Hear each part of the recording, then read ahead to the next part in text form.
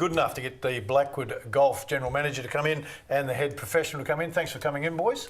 Thanks for having us. Pleasure to be here. Let's start with you, Jeff, the Blackwood Golf Club, mate. How long have you been General Manager up there? About 2 years. All right. Yeah, working there 10 years total so far. Yeah. Love Enjoying it? Oh, I love it, yeah. All right. It was the first job I got when I moved into Adelaide, and I won't be leaving soon. American, Canadian? Canadian. Well, I know it's always... How offensive's that? I know it's yeah, I guess if I went there and they said, well, you're Australian or New Zealand, I'd go, what? Yep. Like, so I apologise. So, Canadian. Yeah, it's Canadian. Yeah. What brought you here and why? It was just a midlife change, I think. Yeah. Tree change, they call it, sea change. Yeah, we got tired of the weather, got tired of the snow in Vancouver, and heard Australia was a good I bet you're glad you've done that in the last 3 months. Now I'm wondering why I'm here. Yeah. Okay, well, good on you. Well done. We've never looked back. My wife was born and raised in Sydney and always wanted to come back to Australia. We had never seen Adelaide before, but we drove in and we've never left. Good on you. It's an easy city to fall in love with, that's for sure. It is. Yeah. Man, there's been some horrific weather. The course, mate, 3 months of almost flooding, really. How's it held up? We've had our wettest winter in probably 50 years. So every month after month after month. Yeah. But look, our members have soldiered on, and we've kept playing. The golf course is getting much better. Just that last week of some very windy conditions and some warm weather dries it out pretty quickly. It was crazy though. Look, I'm not one to complain about the weather, but come on. The last 2 weeks, I've just had enough. And for a sport like yours that, you spend so much time outside for so long, wow. Yeah, the members don't mind a little bit of rain early in the season, but as the rain continues and the season gets longer, less and less want to come out and play and batter around. So we're really looking forward to some good weather now, and the sound around the Cooch fairways up at Blackwood are just magnificent once the sun comes out. So another couple of weeks we'll be right back on track. But most people don't mind the rain too much. You touched on that. Is it the wind that's the big problem? So if I'm coming out to play and it's raining, it wouldn't affect my game either way, so we're clear on that. But I'm kind of happy if it's raining. Doesn't seem to bother me. But once the wind comes, not all that interesting. The problem probably at Blackwood is it's a little bit cooler in the winter. Yeah. So the wind chill factor does get a little bit cool.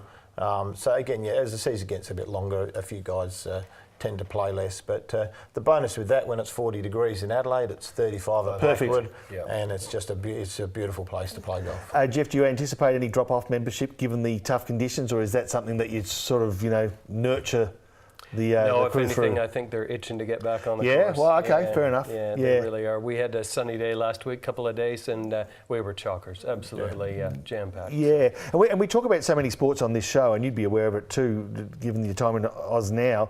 There is a competitive nature, though, to get hold of, as a club, get hold of more members, and also to get hold of more juniors to bring them through the club. How do you approach that?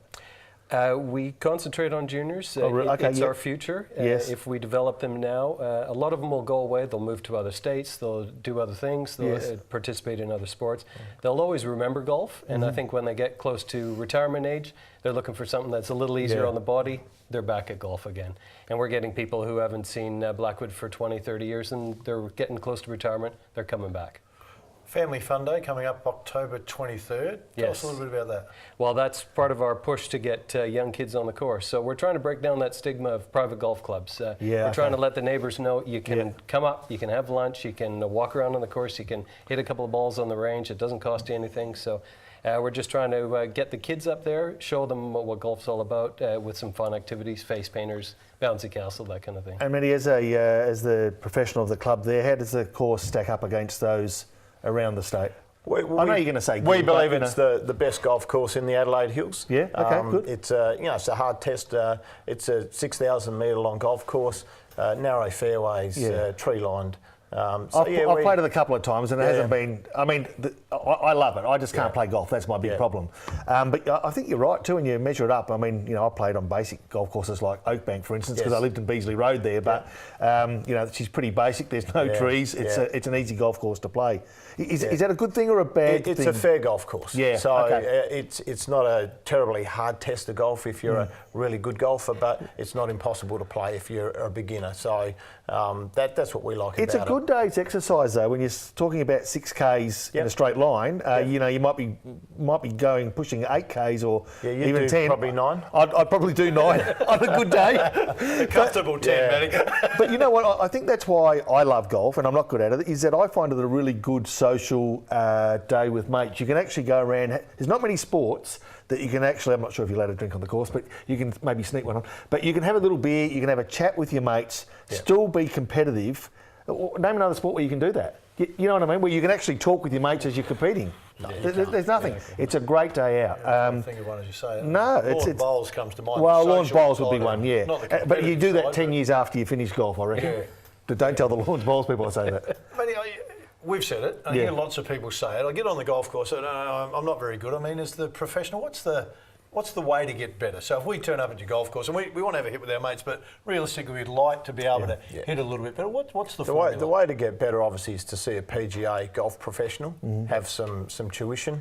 It's like any sport. You know, if you're doing it incorrectly, you're never going to get any better at it. And you know, the definition of insanity is doing the same thing over and over again and expecting a different result. Yeah. And a lot of golfers do that. They rock up on a Saturday and they play poor and they put their clubs in the boot and go home and come out next Saturday and put their clubs out and do the same thing again. So, you know, most PGA golf professionals will work with a student, not totally change them, but just shape them a little bit. And, you know, knowledge is powerful. So and it's usually just these little tips that make all the difference, a grip, a stance, just those little you're things. Not rebuilding them. No. You know, it's some, I mean, even blokes I play with can play okay, and they say, oh, Rob, why are you holding it like a cricket bat? You know, just turn your thumb. Okay, and then all of a sudden I'm starting to hit it straight. But then, unless you're thinking about it, you go back to your old ways. Hey, off course, how's the club stack up? As far as turnover, participation in club events? It's good. Golf is a struggling industry, I think. Nationwide, it's down. Membership's down. We've got a great clubhouse, good view. We do corporate trade days, weddings, that kind of thing. It's a great place to just come for lunch, that kind of thing. So we're holding our own. We're doing well. Good. Well done. Has golf got an unfair stigma attached to it? You know, like it's seen as a bit of an elite sport. You know, you have to be wealthy to play golf. You know, I mean, and the clubs are reasonably priced, but once you buy your clubs, then they say, oh, well, now I've got to pay to get on, but you've got to pay to play anywhere. It's kind of unfairly tagged, isn't it? What would a round of golf cost me if I wanted to have 18 holes at Blackwood? What would it be, well, roughly? it's good that you mentioned that. We've got a deal now. We call it a mates rate package. 2 mates, a golf cart, a couple of drinks after, $85. Wow. Now, it's hard to all beat. I need to do is get a mate. Well, you had me at 85 for the golf cart. I mean, I get to play golf and have a drink as well. So how long does that deal run for? We're going to run it till people aren't interested anymore. Yeah, good on you. We're just, again, trying to break down this whole notion that you have to spend heaps of money to get into golf. You don't.